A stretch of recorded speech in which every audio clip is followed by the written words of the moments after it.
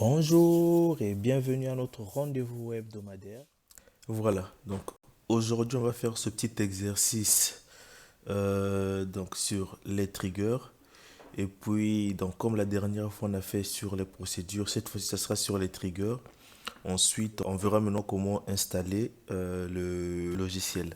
Donc Flame Robin ainsi que Firebird. Du coup c'est parti, je double-clique sur localhost. Ensuite, je vais utiliser ma base de données Resto. Donc, clic droit. Je peux faire Connect ou Execute SQL Statement. Je peux aller directement ici. De toute façon, il va me proposer de d'abord connecter. Je le fais. Ensuite, il va m'ouvrir mon éditeur. Voilà. Qu'est-ce que l'énoncé nous dit? Donc, créer un trigger qui va contrôler l'ajout d'une ligne de commande. Lorsque l'on ajoute une ligne de commande sur une commande, votre trigger devra vérifier les points suivants. Si l'article associé à la ligne de commande n'est pas disponible, donc dispo art, vous devrez générer une exception. Donc exception dispo, disons que l'article X n'est plus disponible. Au point 2, si le prix indiqué dans la ligne de commande est inférieur au prix de l'article, vous devez insérer une nouvelle ligne dans la table tlog en spécifiant ceci. Donc user log contiendra le current user, catégorie log contiendra vente sous le prix et message log contiendra le texte suivant. Donc l'article A vendu au prix de Y au lieu de Z. Ensuite, on nous demande de tester le trigger. Donc, sachant que l'article saumon fumé n'est plus disponible et que vous pouvez utiliser la commande numéro 6. Donc, insérer dans la table telle ligne de commande, donc le FK commande, la clé secondaire, donc foreign key de la table telle ligne de commande, FK article, prix ligne, values, donc 6 pour FK commande, saumon fumé pour FK article, le code de l'article, et 10 pour le prix. Donc ici, on a le résultat qu'on devrait avoir. Bon, là, c'est parce que je vous l'ai mis sur le fichier texte. J'aurais peut-être dû le mettre sur Word parce que là, c'était peut-être en forme de tableau pour que vous ayez une meilleure vision. En tout cas, je vais vous mettre le fichier, mais ce ne sera pas en fichier texte. Comme ça, je vais mieux séparer ici. Je vais peut-être faire un petit document Word. Comme ça, ici, je mets un petit tableau et je vais vous séparer tout ça. Ce sera plus... Visuellement, ce sera plus parlant. Pour ceux qui ne sont pas encore abonnés à la chaîne, merci de cliquer sur s'abonner, d'activer la cloche des notifications, de les mettre sur toutes, de nous laisser un pouce bleu ou un petit mot de soutien en commentaire. Ici, donc pour mes tests, donc quand je mets les deux tirets ici, c'est pour mettre en commentaire. Comme ça, quand j'exécute, il ne prend pas en ligne ce que j'ai mis en commentaire ici. Quand j'enlève, il va considérer que c'est voilà, quelque chose que je dois exécuter. Mais là, il ne reconnaît pas non plus. Donc, je mets les deux points pour mettre en commentaire. Là, je peux exécuter mon code avec tout ça. Il ne prendra pas en compte ce qui est mis en commentaire. Du coup, on va faire un select de la table tlog pour voir ce qui est contenu dans notre table tlog. Execute. Donc ici on a id log, on a moment log, hein, donc on voit ici moment, on a user log, on a catégorie log, voilà, et on a message log. Donc pour l'instant notre table tlog est vide. C'est après ce qu'on va exécuter, c'est après qu'on ait exécuté notre trigger que notre table sera remplie. Voilà, parce qu'on nous dit que donc si l'article associé à la ligne de commande n'est pas disponible, vous devez générer une exception disant que donc si le prix vendu, si le prix indiqué dans la ligne de commande est inférieur au prix de l'article, vous devez insérer une nouvelle ligne dans la table tlog. Donc si jamais on vend notre article au prix inférieur, à un prix inférieur au prix indiqué, là on va insérer une nouvelle ligne et on va spécifier tout ce qui est ici. Donc on va mentionner donc le user log. Donc ici, dans notre cas, donc on dit étudiant, mais je ne pense pas avoir créé un user étudiant. Bon, on peut le faire, hein. je n'ai pas créé de user étudiant, mais on peut créer un user étudiant. Comme ça, au niveau du user étudiant, on va voir le nom étudiant qui va apparaître. Sinon, si on ne le fait pas, on aura juste un code ici. Mais on va avancer sans faire déjà le user étudiant. Et puis peut-être vers la fin, on va voir comment créer le user. Comme ça, on va réexécuter le code et on verra en fait étudiant apparaître. Donc c'est parti. Donc la première des choses ici, donc si l'article associé par la ligne de commande n'est pas disponible, vous devez générer une exception. Disons que l'article X n'existe plus. Donc première des choses, avant de créer notre trigger, on va commencer par faire l'exception, puisqu'on nous parle déjà de l'exception d'entrée de jeu. Du coup, create exception. Donc EXC dispo. On peut mettre même dispo art aussi. C'est pas grave, on s'arrête à dispo. Donc on va maintenant mettre le texte qui doit apparaître après, une fois que notre exception se déclenche. L'article, et comme on a dit précédemment dans la dernière vidéo, pour mettre l'apostrophe, il faut doubler les griffes. Donc on met 2 apostrophes. L'article X. Donc on va rajouter un arrobase pour aller rechercher. Donc l'article X n'est plus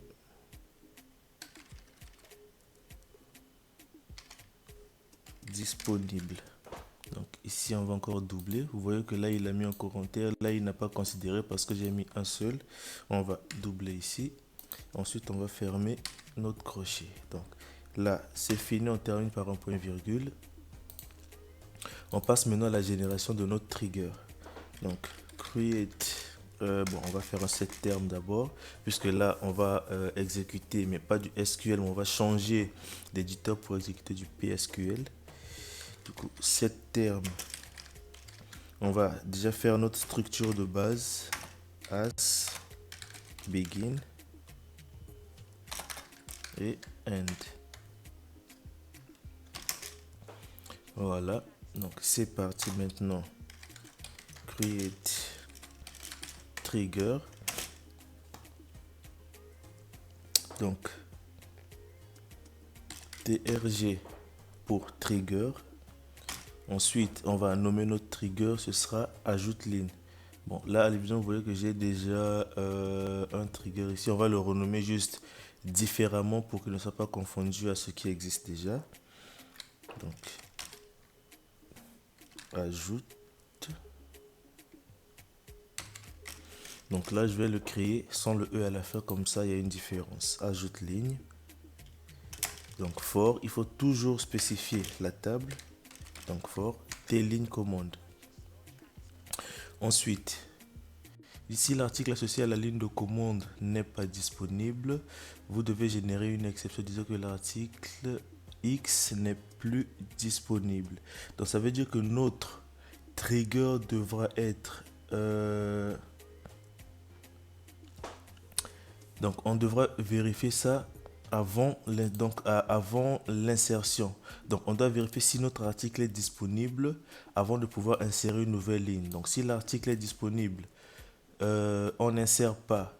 Si l'article est disponible et que le prix n'est pas inférieur au prix indiqué, on n'insère pas de nouvelle ligne. Donc on voit qu'on va faire un before insert.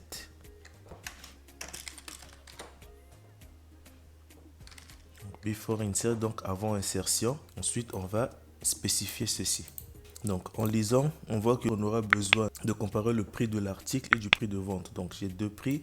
Ici, je peux déjà me dire que d'office, j'aurai besoin de déclarer une variable prix qui va m'aider à faire la différence entre les deux prix. Mais au final, le prix reste le prix. Donc, c'est de la monnaie. Mais on aura deux prix différents qu'on devra faire la comparaison. Donc, le prix sur la carte et le prix de vente. Du coup, c'est parti, on va déclarer. Donc, on va déclarer prix. Donc, pour faire la différence, on peut le nommer par exemple prix A pour prix article. Donc, comme dernièrement on avait dit, on a déjà créé un domaine des monétaires. Donc, on sait que le prix fait partie. Donc si on n'avait pas encore de domaine, on pouvait écrire également déclare prix type of T colonne. On sait que le prix c'est de la table T article. T article. Ensuite, on doit mettre l'extension donc point prix article encore. Du coup, on va maintenant faire notre code. La première des choses, c'est vérifier si l'article existe. Donc, on met un petit commentaire pour se retrouver. Donc, vérifie si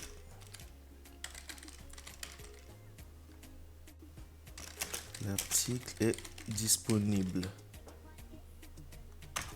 Ok.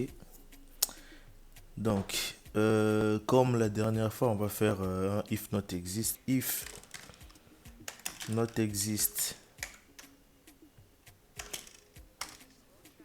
Donc, select. Donc là, je fais plutôt la négation. Comme ça, je vais utiliser le dispo art en positif. Donc, je peux mettre soit if exist et puis au niveau du dispo art, je vais mettre dispo art égale à false. Et comme j'utilise déjà ici la négation, je vais mettre dispo art égale à true. Donc, pour vérifier si l'article existe. Donc, select 1. Donc, pour rechercher un article, on va me renvoyer un résultat. From T article, on ajoute la petite extension A pour nous faciliter dans l'encodage. Where A point code article égale à new point fk article. Donc le code de l'article doit correspondre le numéro d'article doit correspondre au code de l'article. Donc end A point, on vérifie donc maintenant que l'article est bien dit, cet article là est bien disponible. A point dispo art. Donc là je peux mettre A point dispo art égale à true, ou sinon je laisse juste A point dispo art. Par défaut c'est considéré comme vrai, donc, puisque je n'ai rien ajouté. C'est un peu comme quand on fait l'addition, quand c'est positif le signe plus, on n'est pas forcément obligé de mettre un signe plus pour savoir que la valeur elle est positive. Donc quand on ne met pas de plus, on considère par défaut que c'est positif. Et quand c'est négatif, on est obligé de mettre. Donc c'est un peu la même chose ici. Donc je ferme mes parenthèses, j'en ai 2 au début, donc j'en aurai 2 à la fin. Then exception. Donc on va reprendre notre exception ici. Je copie, je colle, comme ça je suis sûr que je n'ai pas fait d'erreur de frappe. Donc using new point fk article. Il est où? Il est là. Et je ferme. Voilà. Donc là, on sait que quand on exécute, il va aller vérifier si notre article existe et s'il est bien disponible. Là déjà, on peut tester si ce qu'on vient de faire là maintenant fonctionne. Donc la première des choses, c'est déjà exécuter notre exception, comme ça on sait que ça c'est fait. Donc je sélectionne, bon je peux exécuter tout le code, hein, mais on va faire partie par partie, comme ça on voit s'il y a erreur ou pas. Donc, on exécute ça. Qu'est-ce que nous dit? Que l'exception n'a pas été créée parce qu'elle existe déjà.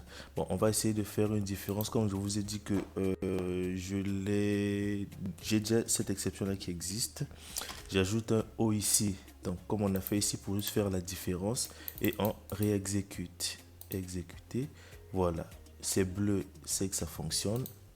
Et on existe maintenant notre trigger pour voir si au niveau de la vérification ici on n'a pas d'erreur. On exécute, c'est bleu, c'est que c'est bon. Donc le premier point a été fait pour la vérification de la disponibilité de l'article. Donc là pour l'instant on n'a pas encore fait le test, hein, le test ici.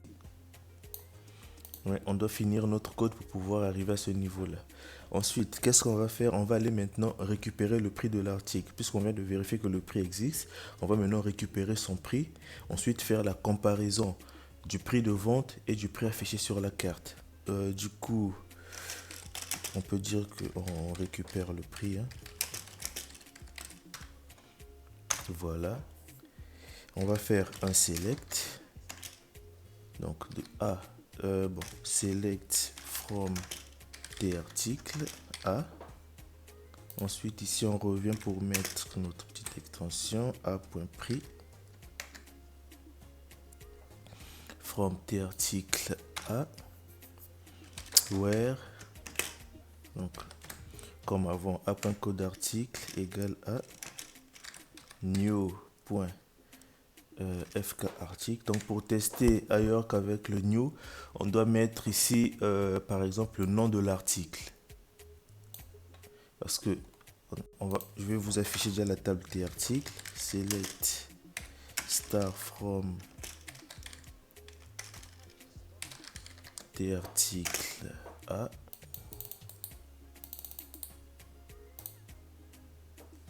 Voilà, on voit ici, qu'est-ce que j'ai dit, FK article. Donc FK catégorie, FK étape, dispo, prix. FK, ah oui, FK article, c'est dans la table plutôt tes lignes de commande.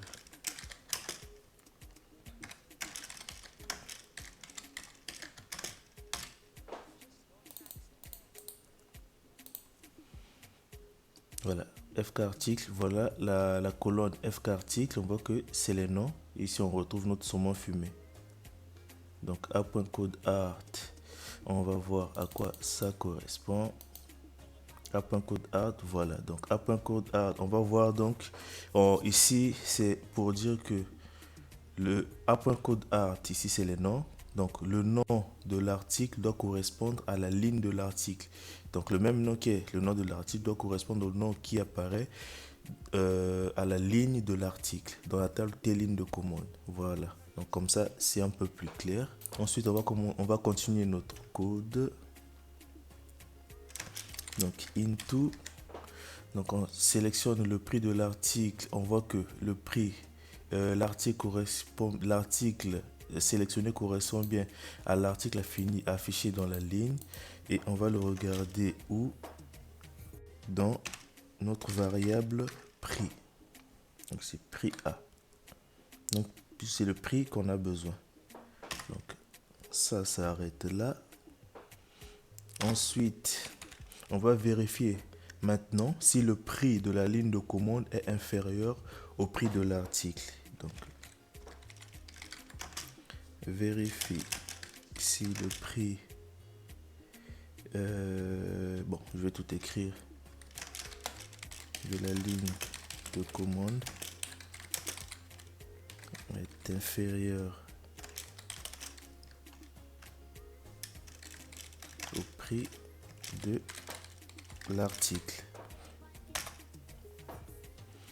Voilà, donc on vérifie, on peut rajouter des petits espaces ici quand même pour que ce soit un peu plus lisible. Voilà. On va faire un if.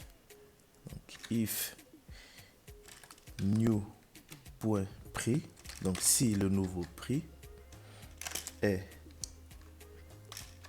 inférieur à l'ancien prix, donc old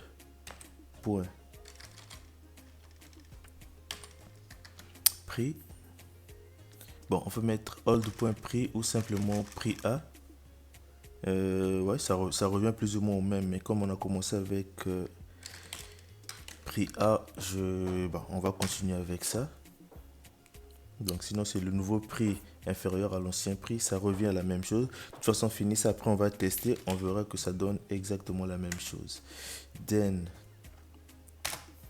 donc si le nouveau prix est inférieur au prix de l'article, donc affiché sur la carte, on va insérer un message.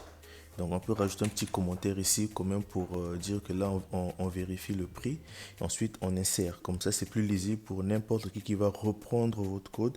N'aura pas forcément besoin de venir vous interroger par rapport à ça. Ce sera clair et limpide. Donc ici maintenant ce qu'on fait c'est qu'on insère un message dans la table des logs.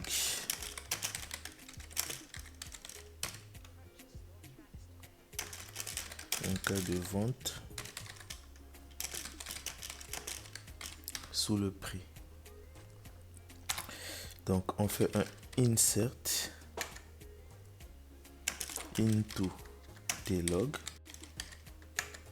Ok. On nous a dit quoi? On a user log. On peut écrire ça. Bon, on va aller en majuscule directement. Donc user log.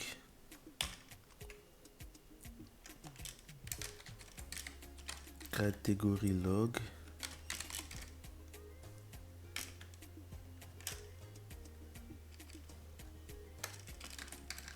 Message log. Et enfin, moment log. Ok, donc on va insérer dans la table tlog, mais voici les parties où on devra faire les insertions. Donc c'est ce qui nous a été mentionné ici, hein, donc je n'ai pas inventé. Ici on nous a dit d'insérer dans le user, la catégorie, le message, mais on voit qu'on a ici un moment. Donc du coup c'est pour ça que j'ai rajouté le moment, et on peut même le mettre au tout début parce qu'on commence par moment, ensuite user log. Donc on va respecter ce qui nous est dit. Voilà, donc ici à la fin j'enlève. Ok, et voilà. Donc si on repart sur notre table tlog, on va voir l'affichage. On a le moment. Comment est-ce qu'il est défini? Attends, je peux le retrouver ici, c'est la table tlog. Je double-clique. Voilà, on voit ici, donc on peut aller voir le DDL. Ou est-ce que c'est mentionné ici, moment log, timestamp. Voilà, donc c'est un timestamp, current timestamp. Donc ça affiche juste le moment actuel, le moment où vous encodez. On peut aller le voir ici en DDL. Comment est-ce qu'il a été créé? Donc ID, la table tlog, ID log c'est un entier, moment log, timestamp par défaut, current timestamp. Ok. Donc on n'aura même pas besoin de mettre le moment, il est affiché par défaut. Je pense que normalement pour le user log également, on peut repartir. Le user log c'est un varchar. Voilà, comme on n'a pas de user, donc comme j'avais dit par exemple pour étudiant, donc on peut le modifier depuis ici ou créer manuellement ou en ligne de commande également un étudiant. Donc c'est un caractère qui est non vide. C'est pour ça que ça va nous renvoyer un code comme je vous ai dit. Du coup, est-ce que si je me décide de le modifier ici, ça va faire quelque chose? Ah oui. Donc je peux déjà renommer le user log par exemple étudiant. Bon, on va d'abord finir, on va voir la différence et on va voir qu'on peut modifier ici. C'est pas très intéressant pour un informaticien de procéder comme ça, c'est un peu forcer le truc, mais ça marche. Voilà. On va maintenant mettre les valeurs. Donc values, parce qu'on a plusieurs valeurs. Donc pour le moment log, donc on a current timestamp, ce qu'on avait dit. Current timestamp. Ensuite, on a le user log. On peut mettre donc current user. Donc pour l'utilisateur actuel. Ensuite, on passe à quoi? On a catégorie log. Donc au niveau de catégorie log, on a ici vente sous le prix. Donc comme c'est du texte, on va le remettre tel quel. On va ouvrir les crochets. Vente sous le prix. Ensuite, on a message log. C'est encore du texte. Donc on ouvre encore l'article. On va renvoyer le nom de l'article. Donc l'article. Donc on va faire une concaténation. On va aller chercher le prix de l'article. Donc new.fkarticle. Donc pour le prix de vente. Je vais revenir. Attendez, comme c'est petit, je vais revenir à la ligne. Donc l'article new.fkarticle ligne. Ah, c'est ici, hein, on a un message log. Donc on a fait l'article. Donc l'article A, on allait chercher le nom de l'article, ouais. Ensuite, on a vendu au prix. On ajoute encore du texte. Donc, au prix. On va aller rechercher le prix. Donc, new.prix. Donc, le prix de vente.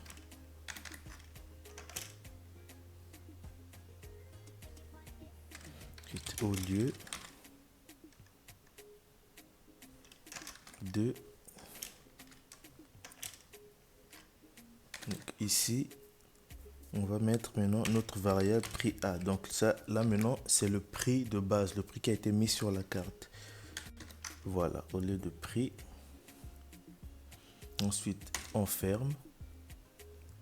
Et on est bon. Donc là, normalement, on peut mettre notre point virgule pour dire que c'est bon là. Et on va exécuter. Donc je ne vais pas faire un commit, je vais faire un rollback. Mais je vais devoir de nouveau exécuter notre exception. Donc là, j'exécute l'exception. Donc c'était pour qu'on puisse voir tout le code ici. Attendez, j'agrandis un tout petit peu. Voilà. Ensuite, on réexécute l'exception. Ça fonctionne. Et on réexécute notre code. Là, je peux le remonter. Et ici. Donc, token inconnu, ligne 22. Donc là, il faut compter le nombre de lignes. On a 1, 2, 3, 4, 5, 6, 7, 8, 9, 10. 1, 2, 3, 4, 5, 6, 7, 8, 9, 10. Oh, je me suis embrouillé. Attendez, là on a ligne 3, on retire 2 lignes. Ah oui, c'est parce que j'ai fait une bêtise ici. Au lieu de... Là, c'est la variable.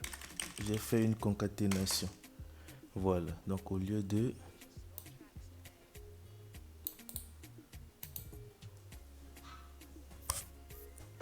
Voilà. Donc là, je devais juste mettre ici au début. Hein. Je n'aurais pas dû mettre à la fin. Et c'est bleu, ça fonctionne. On va maintenant aller exécuter. Donc on va aller faire le test. Là, on va copier notre test, les deux. On va prendre les deux. Je fais un copier-coller. Attendez. C'est quoi? Donc il y a... Oh, il y a ça.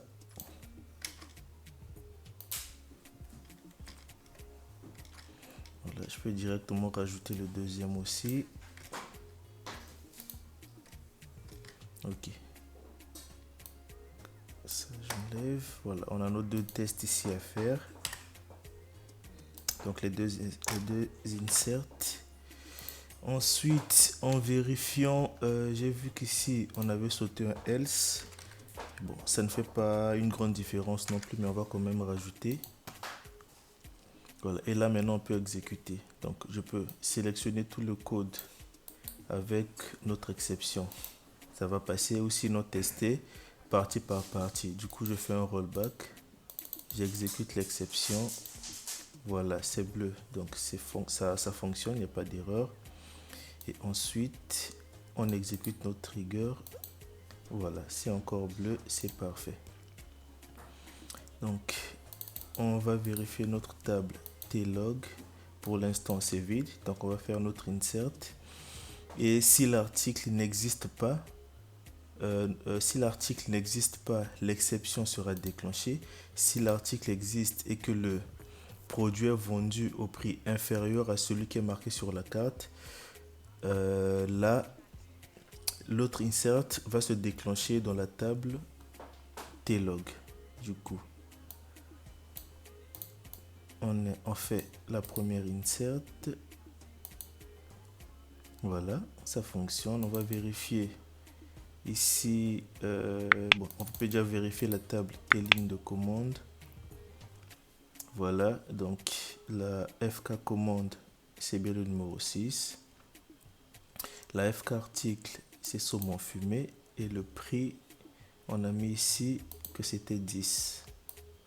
Voilà. Et on voit bien le moment, l'heure enregistrée ici correspond bien à l'heure actuelle. Du coup, on passe maintenant à la table tlog. Voilà, on a notre insert qui s'est fait, le moment correspond bien. Le ID log est généré automatiquement. Le user log, comme on n'a pas créé le user tel que marqué dans l'énoncé ici, c'est pour ça qu'on a juste des chiffres, mais ça aussi c'est bon comme ça. La catégorie, le reste est parfait. Ensuite, on exécute notre deuxième insert. On vérifie la tabletlog. Voilà, ça s'est aussi ajouté. Voilà, et le prix auquel il devait être vendu, c'était de 11,75, donc 75. Et ici, on l'a vendu au prix de 8, donc c'est normal. Si par exemple, on modifiait le prix ici, pour le saumon fumé, on a vu que c'était 14,25. Si on mettait par exemple 15,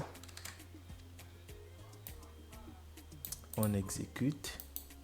C'est toujours bleu parce que le code il est bon. Mais on va voir dans la table telle ligne de commande qu'est-ce qui s'est passé. Voilà, notre produit s'est bien rajouté. Oui, et dans notre table tlog, voilà, rien ne s'est rajouté parce que le prix inférieur, le prix minimum doit être de 14,25. Donc il n'a pas été vendu au prix inférieur à celui sur la carte. Du coup, il n'y a pas lieu de renseigner. Maintenant, si bon, on remettait le prix de 10 ici et on cherchait un autre article, disons qu'on met par exemple, bon, on va créer, disons qu'on met par exemple Lola et qu'on exécute. Voilà, là l'exception se déclenche. On voit que l'article X n'est plus disponible parce que ce produit là n'existe pas dans notre table T-article. Voilà, quand on voit ici par rapport au code article, on n'a pas de Lola, du coup notre exception se déclenche, et ce qui nous dit que notre code fonctionne et réagit exactement comme on le veut. Voilà, donc ça marque la fin de notre exercice. On se donne rendez-vous la semaine prochaine.